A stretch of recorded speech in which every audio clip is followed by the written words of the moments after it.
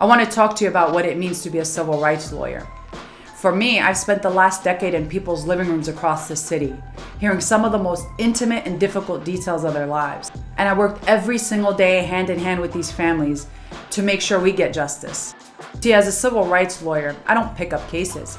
I pick up causes, and I fight like hell to make systemic and structural changes. That means identifying abusive policies and practices. I change them.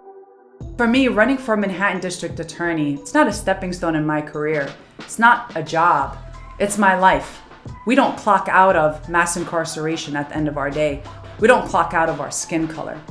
And we know the impacted community, the communities that raised me, the communities I come from, that conversations about police violence, mass incarceration, the destabilization of our homes, these are the conversations we're having during dinner time in our living rooms.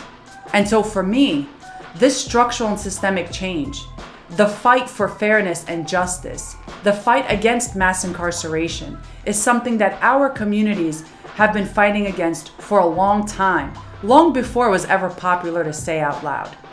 So as a civil rights attorney, it means we're in it for the long haul. It means I am standing side by side with you, taking on some of the biggest agencies in this city, fighting against the biggest opponents to justice, equality, and fairness, and making these changes. That is my commitment to you as District Attorney of Manhattan, and I'm proud to be the only impacted community-led campaign, making sure that everything we do centers the impacted community, going against the grain and fighting for these structural and transformational changes. And I'm honored to do it with you by my side, because regardless of what happens, you and I know that while other people enjoy privileges, we are going to continue to bear the brunt of this system.